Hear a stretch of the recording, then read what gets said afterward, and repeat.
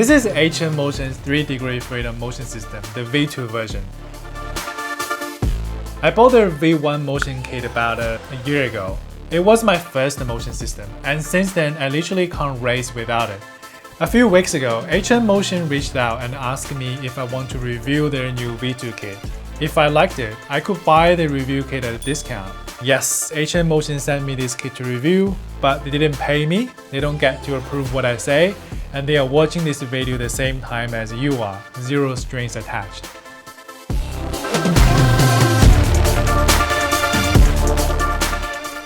In this video, I will cover everything. Pricing, build quality, installation process, input delay, responsiveness, noise level, software setup. I will also cover some imperfections, and at the end, I will tell you if I actually decided to buy the kit or not. And oh, if you do end up grabbing one, you can use my code SIMNEST for a little discount. Alright, let's get started. One of the main reasons I went with HN in the first place was the price. It was the most affordable 3-degree freedom that wasn't the full DIY build like the SFX 100. It still takes some assembly, but nothing too crazy. Fast forward to today, the V2 kit comes in at around 5,000 Australian dollars or 3,300 USD plus shipping. That's about 1,000 Australian dollars or 700 USD more than the V1 kit. And then the main reason for this price bump is the upgraded actuators, which I will cover in detail later. Even with the increase, it's still the most affordable kit I know of with this level of specs and build quality.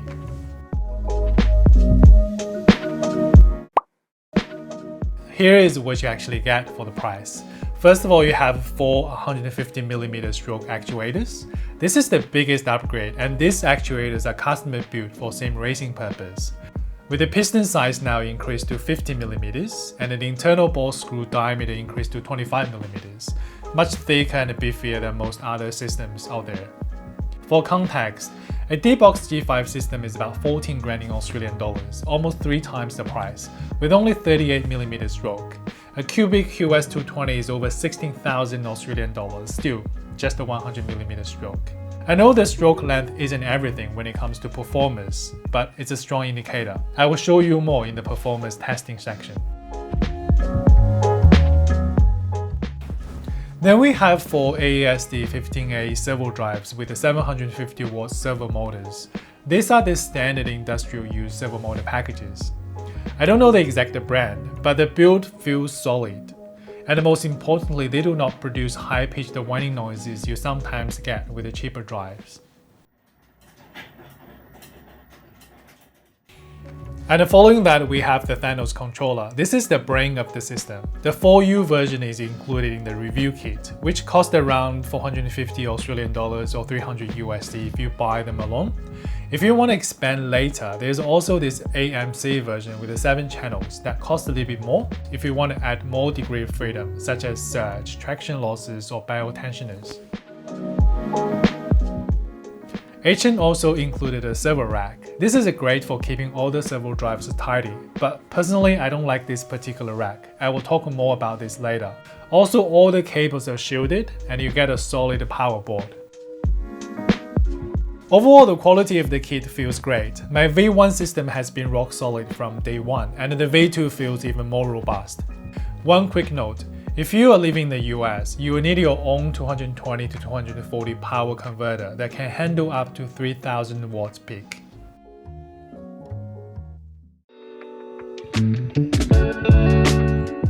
At the pricing mark of 5,000 Australian dollars, although it's considered affordable for a motion kit, the actuators themselves are not budget by any means. In fact, the specs are better than some systems that cost double or even triple the price.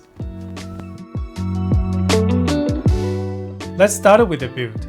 If the V1 actuator felt industrial solid, then the V2 feels military grade. When I first opened the box, they look like a set of rocket launchers. I can barely lift the one with a single arm.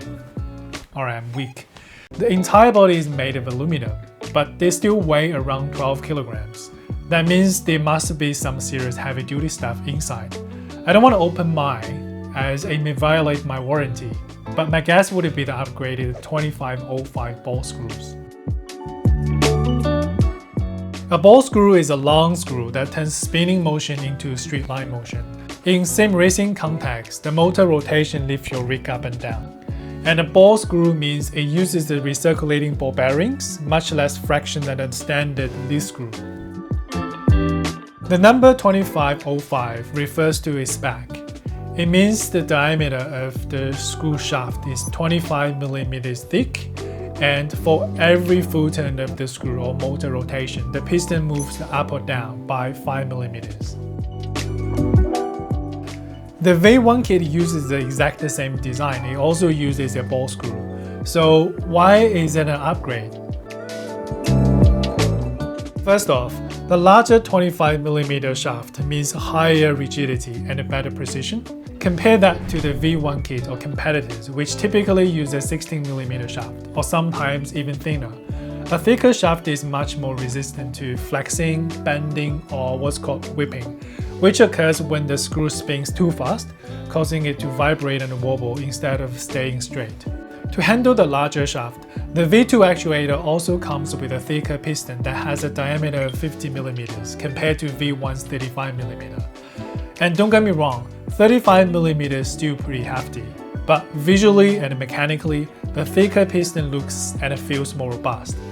It directly increases the stiffness, resisting bending under load, and this translates to crisper and sharper motion, especially for subtle haptic feedback, like feeling the road texture through small suspension movements or slight vibration when the tire starts sliding. Even in extreme situations like launching an off-road truck over ramps, the actuator still delivers fine details without being overwhelmed by extreme movement.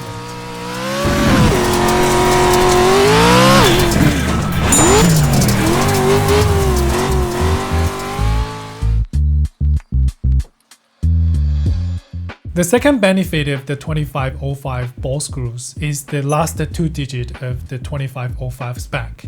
It means the V2 now uses a ball screw with a 5mm lead, while the V1 uses a 10mm lead. Because the 5mm lead means the actuator moves less each motor rotation, you get a finer control and more torque as well. I'm not a physics engineer, so I can't explain why it produces more torque, but I actually felt that in my body. V2 feels more responsive and smoother. But why did HM Motion use 10mm in V1? The real trade-off is actually noise. I will explain more about that later, so keep watching. Same as the V1 kit, the V2 actuators also have a 150mm stroke length, and I think this is a smart move. The longer stroke now works perfectly with the stiffer ball screws and a thicker piston. It gives a much more immersive feel across all types of games, especially racing on rally dirt or hitting high-speed banked tracks like Daytona. Now, I know some people may argue that you don't really need a long stroke, less is more. And for long racing sessions, a big stroke can be tiring, might even slow you down your lap times. You just need a cue of what the car is doing. And I get it, that's why systems like D-Box G5, which costs like 3 times as much as the HM Motion rig, only has a 38mm stroke. But here's the thing, having a long stroke doesn't mean you have to use the full length all the time. In Simhub, you can always dial it down, set it to 50, 75 or 100mm if you want a subtler and even snappier response. But when you are in the mood for full immersion, just crank it up to full 150mm.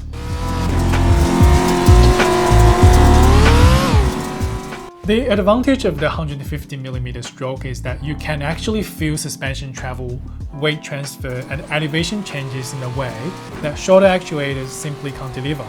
Things like landing a jump in rally or going up steep banked corners feel way more believable. Plus, the longer stroke future-proofs your setup. Flight sims, truck driving, and rally stages all benefit massively from the extra travel. So if you ever want to explore beyond circuit racing, you are already covered.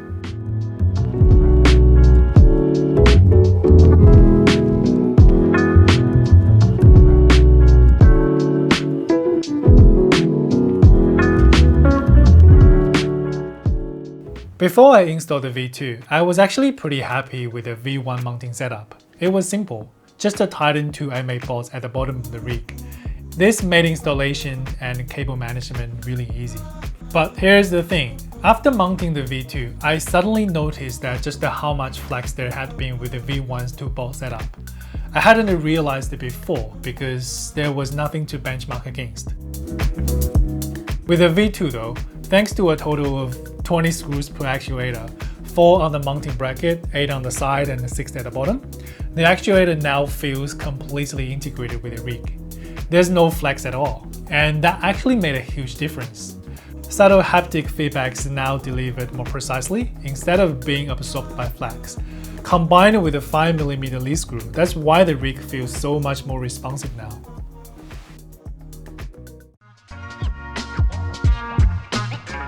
The V2 kit uses the standard AASD15A servo drives, paired with the 750 watts AC servo motors. These AASD servo motor packages are originally designed for industrial automation purposes, for things like CNC machines, robotics, and conveyor systems, where speed, precision, torque, and reliability are critical. Coincidentally, those are the exact same traits you need in the same racing motion system. That's why Thanos chose the AASD family motors as the foundation for this controller. AASD is the model family name, and 15A means it's rated up to 1.5 kilowatts of the power, well above the 750 watts motor used here. The motor itself spins up to 3000 RPM and delivers 2.39 Nm of torque. With the 4 of them, they are more than enough to move a 350 kg rig. And because these are standard industrial grade parts, they are mass-produced, proven across countless industries, and easy to replace if anything ever goes wrong. Reliable and affordable. This is why the key reasons HN can deliver such a high-performance motion system at such a competitive price. Let's talk about the brain behind the motion system, the Thanos Controller. Before his controller, setting up AASD servo drives for motion rigs was messy and complicated. The Thanos Controller changed all that. It acts as a translator between your motion software such as Simhub, Sim Racing Studio, or Flight PT, and the industrial servo motor system that drives the actuator. Over the years, Thanos has refined the design, and today his controller is the go-to standard for both DIY and semi-commercial rigs. It's simple, robust, and he regularly updates the firmware, making it better every day. The version included in the review kit is the 4U version, which is perfect for a 3-degree freedom setup. But if you want to add a surge, belt tensioner, or traction loss, you can either add another 4U to expand to 8 outputs, or go for the AMC version, which has 7 channels built in.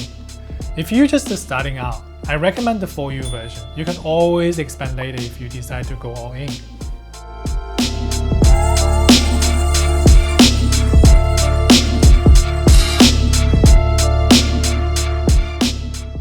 The installation process is pretty smooth overall, but don't expect it to be quick.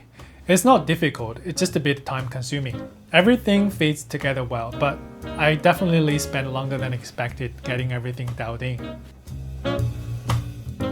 I started the installation process with the actuators. A nice improvement with the V2 kit is that HN Motion now ships the servo motor already attached on the actuators. On the first kit, I had to bolt them onto the actuators myself, which wasn't an easy process. The first step is mounting the bracket to the rig. My rig is a Track Racer TR160 with 160 by 40mm aluminum profiles, so I used the top and the bottom holes for each bracket. The spacing is the standard 40mm, so it works with most aluminum profile rigs. Here's a pro tip: tighten the bracket before you drop the actuators in, because once the actuators are sitting in the bracket, you won't be able to tie those screws. Don't ask me how I figured that out. You'll need 8 screws up top and 6 at the bottom. Honestly, 6 on the bottom feels a bit overkill, but I'd rather have them too secure than risk things coming loose. Once the bracket are locked down, just attach the rubber feet. The kit doesn't include cups for the feet, but I added some furniture protection cups to save my carpet. Cheap little upgrade, as they say, happy wife, happy life. That's one actuator down. Now just repeat the process for 3 times.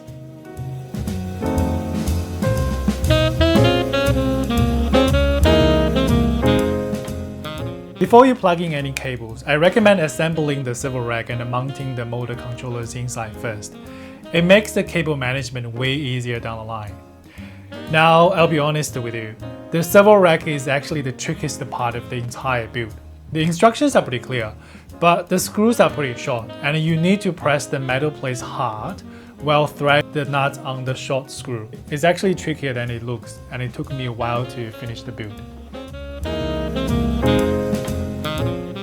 Once the frame is installed together, you can then bolt the servo controllers onto the back plate and install the cage nut into the rack openings, and then mount the back plate.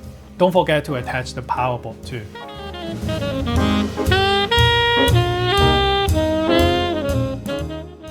Now onto wiring. Start with the power cables. Each servo controller needs its own power connection. Just insert into L1, L2 and ground, tighten the screws, and you're good. But before connecting actuators to the controllers, I strongly recommend finish the controller settings first. Because if you change the settings while having actuators connected, there's a risk that actuators could suddenly move, which can cause damages or even injury. Setting up the controller is straightforward, but it's just a little bit tedious. You need to press the mode button, scroll to the right parameter, enter adjusted value, then hold the set button for 2 seconds to save it, and then move on to the next parameter. Repeat this for each parameter, and then repeat the whole thing again for all controllers. Patience is the key here. When you're finished, you need to power everything off first, then connect the actuator cables. These are clearly labeled with a U, V, W plus Earth, just to match them up to the controller terminals. Then plug in the data cable to the Thanos controller. No extra power needed here, just a USB to PC. Okay, let me summarize the sequence here. Connect the power cables first, and then turn on the power, set the controller parameters, turn off power, connect the actuator cables, and then you power back on for testing.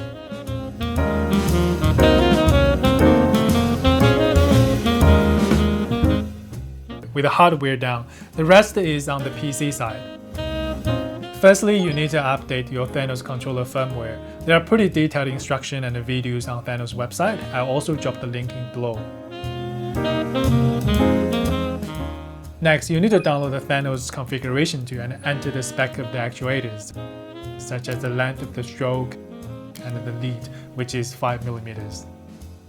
After all this, then you can download the sim racing software. Personally, I use Simhub, which is one of the most popular all-in-one software for simulations. You probably have already used it for dashboard, overlays, base shakers, or even wing simulators, but its motion support is the best I've used so far. There are so many things you can tinker. The tuning control is just insane. I'll just give you a quick brief rundown of what you can actually tune. Starting with the main effect, you can adjust the pitch that controls the front to back tilt, roll, which handles the side to side movement, and something called surge to pitch that mimics the longitudinal g-force. So when you brake, you feel being pushed forward, and when you accelerate, the rig actually tilts backwards, mimicking the acceleration g-force.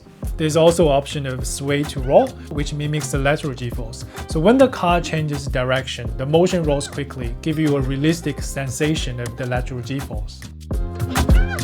Heave handles the vertical motion, simulating bumps, suspension, and sometimes the gravity loss changes. And then there's this rear traction loss to roll, simulate the roll and the body movement when the rear of the car loses grip or the car spins. For each of these main effects, you can tune their sensitivity, movement length, and response curve, which is one of my favorite features. The response curve lets you set a non-linear input, which is great if you want to amplify small movements while simultaneously dampening the larger ones. For example, with the suspension effect, you might want to amplify subtle bumps on a flat road so you can feel the road texture, but dampen the effect on grass or rough surfaces, otherwise you could be throwing around too much. There's also smoothing control, which is subtle but powerful. For example, in real life, when you hit a ramp, the car doesn't instantly tilt up, because the suspension compresses first before the entire car body tilts. You can simulate the exact movement by increasing pitch smoothing, making the tilts take slightly longer to mimic realistic physics. It's this little adjustment that makes the motion feel natural and realistic. And now on top of the main motion effect, Simhub can also handle all kinds of haptic feedback. What's great is how customizable all of these are. For example, with the gear change jots, you can adjust the intensity and duration of the jot feeling, and even choose whether this is delivered by pitch, heave, or both. Personally, I mostly stick to the defaults because they already feel great, but the flexibility is there if you want to fine-tune everything to your exact preferences. Thanks to V2's faster response time and more rigid actuators, this effect feels more precise and immersive.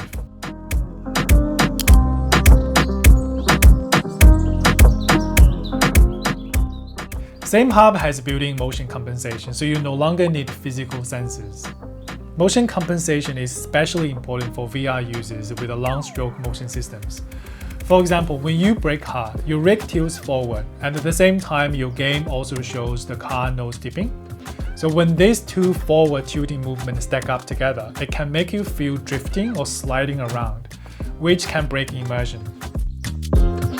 With the motion compensation enabled, Simhub cancels out the rig's physical movement, so the VR world stays stable. You still feel the motion in your body, but your eyes only see the correct in-game movement. Unlike other softwares such as Sim Racing Studio that relies on physical sensors, Simhub uses a virtual tracker, making the setup much simpler and more reliable. But to be honest, personally I don't turn on this feature, as I'm mostly happy with my VR and the motion movement. One of the questions I got asked a lot when I reviewed the V1 kit was about the input lag. After all, the signal has to travel through multiple layers, from the game to the PC, then to the Thanos controller and the servo drives, which then powers the motor and finally moves the actuators. But honestly, I never felt a single noticeable lag. I race in VR, and if there were any slight mismatch between what I see and what I feel, I'd get a motion sickness immediately. That never happened with V1, and now V2 improves even further, making it even more unlikely that you notice any input delay. One concern I had was whether the rig might walk. Since the actuator feet are just the rubber cups, they might not create enough friction to hold the rig in place. By walking, I mean the whole rig slowly creep across the floor, much like a washing machine does when it shakes. This happens when actuators generate sideway forces that aren't fully contained. To test this, I pushed the rig with extreme movement by flying the Lucas Oil truck for multiple laps, and then placed each actuator foot inside a furniture protection cup to check if the wood move out of position.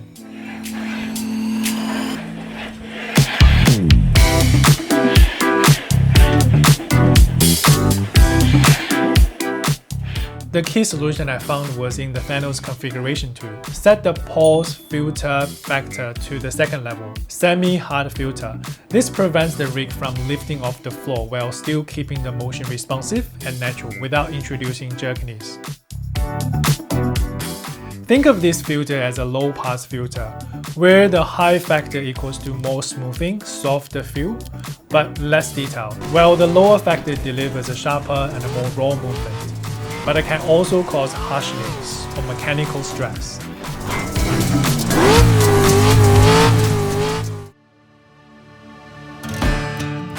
Let's talk about the most important thing. How does it feel driving with this motion system? I mainly play iRacing, and to really put the motion kit through its paces, I tested 3 very different cars: the Porsche Cup car, the Formula 4, and the Lucas Oil truck.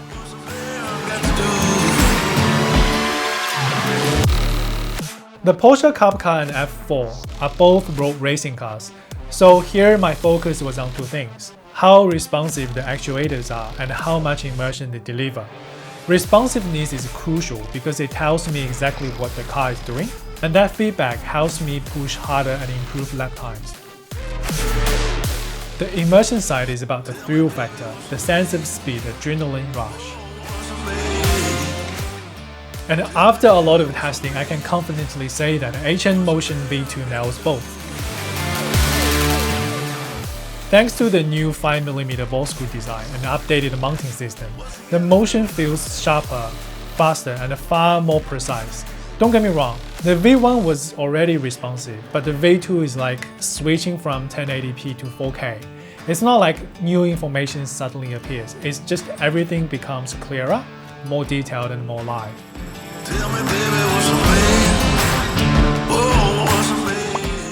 This is especially noticeable when it comes to haptic feedback. Let's take the feel of a tire slip as an example. In real life, when the wheels spin, the car jiggles up and down slightly until it regains the grip. With a V2, you can actually feel the subtle jittery sensation. And in the first time it happened, I completely forgot I was in the simulator.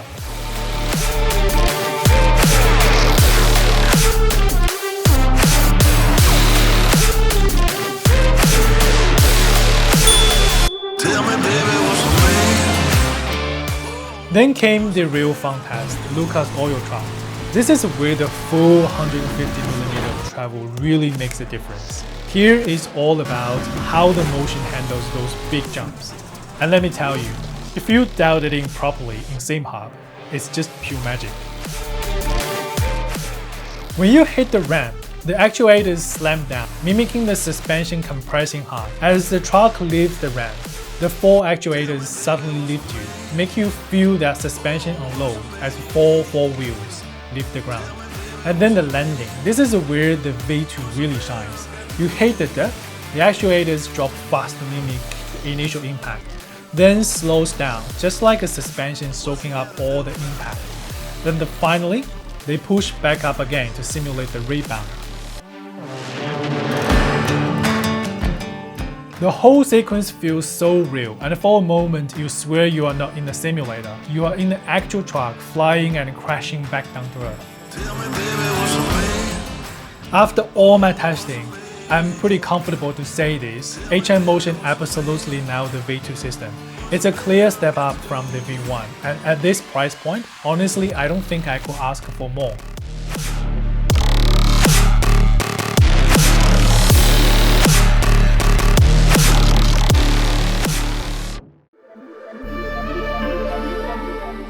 Of course, this system is not perfect. The first thing jumps out is the noise level.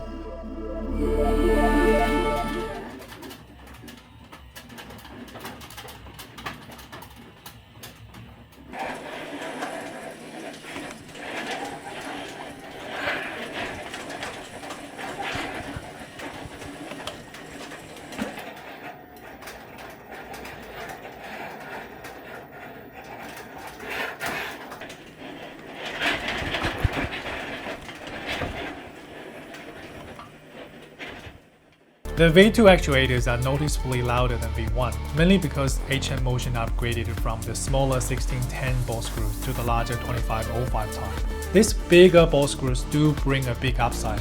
The motion feels more responsive and precise thanks to the actual torque from the smaller 5mm lead. But the trade-off is more noise. So why is this the case? So firstly, with a smaller lead, the screws has to spin roughly twice as fast to achieve the same linear speed, and higher RPM means more vibration and audible whining noise. Second, the ball circulation inside the larger screw generates higher frequency noises, as the bigger diameter means more contact area. And finally, the V2's stiffer construction transmits vibration more directly, making the sound more noticeable compared to the slight, more forgiving V1. This extra noise is not because HN Motion skipped on quality, it's just the nature of using different ball screw sizes. In fact, both the V1 and the V2 actuators use the premium parts. Bearings are made by NSK from Japan, and the ball screws are TBI from Taiwan. They are all top-notch brands known for high quality and precision. So is the extra noise a deal breaker? For me, personally, living in an apartment, it's totally acceptable. I mostly race road cars like Formula style cars or GT3s, and I usually set the stroke limit around 75 to 100 millimeters, so I'm not throwing around too much. With a smaller travel range, the noise is actually noticeable lower, and it's mostly masked by the engine sound from the game.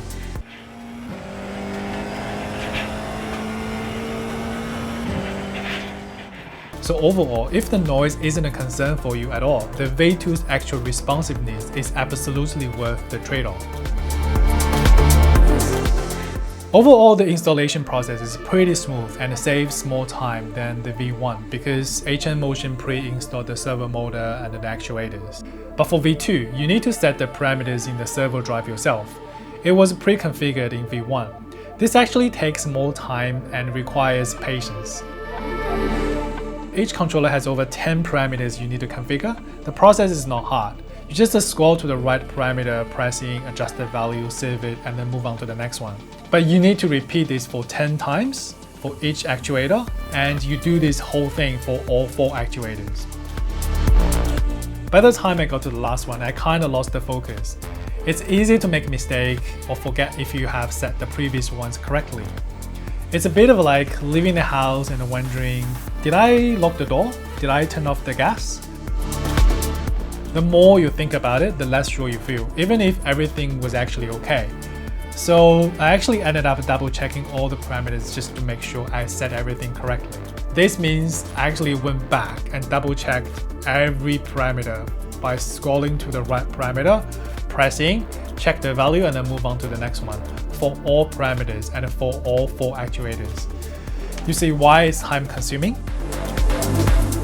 To be fair, this isn't a flaw with the HN Motion, it's just how AASD motor controllers work. But there is a silver lining. Going through all these parameters will teach you a lot about what each parameter does. Pro tip, you can actually grab the parameter list and throw that into ChatGPT and ask what each value means. It will give you a huge understanding boost and then make the whole setup feel less daunting.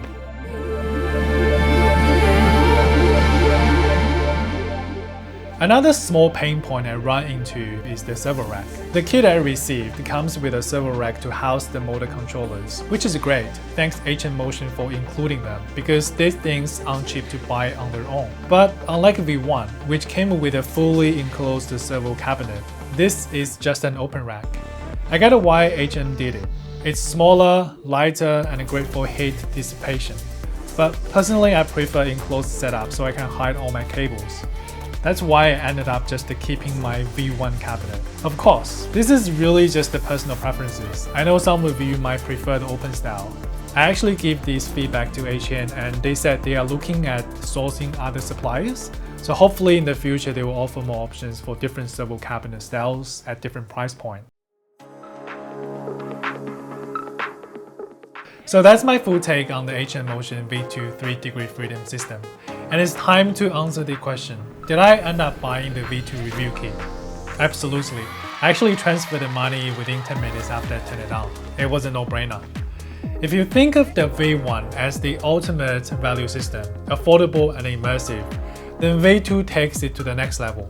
Performance is dialed up. At the same time, it does not break the bank.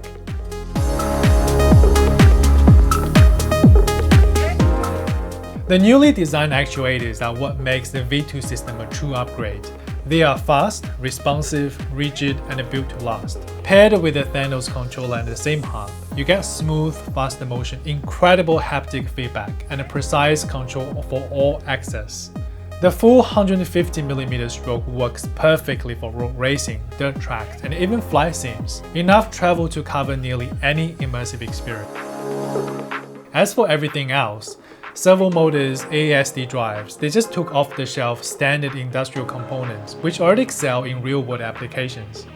That's why they can keep the cost down and at the same time still delivers a high-performing motion system. And another benefit of this approach is that if anything ever breaks down, repair and replacement is super easy. Yes, it's not perfect. The V2 is a bit louder than V1, the servo rack isn't fully enclosed, and setting up the motor controller parameter takes patience and minor frustration. But when you compare to other systems that cost multiple times more, the V2's value is unmatched. To summarize, if you want a high performance, reliable and immersive motion without breaking the bank, the HN Motion V2 is hands down the best way to get into motion. After a year with the V1, now testing the V2, I'm pretty sure that this is the motion system I'll be racing with for years to come. Lastly, I just want to say that getting to this level of performance at such an accessible price has been a journey. And of course, it wouldn't be possible without the right hardware. But let's also not forget the same racing community development. Huge credit also goes to Simhub for their incredible motion algorithms. The way they translate real-world physics into motion is just mind-blowing. And with updates coming almost every couple of weeks, it keeps getting better. And of course, a massive thanks to the Thanos Controller. Without it, setting up a motion system like this would be insanely complicated and far more expensive. Thanos turned what once felt like something only an engineer with a PhD degree could manage into something accessible for all of us. Honestly, without his work, I can't even imagine sim racing with the motion being this approachable today.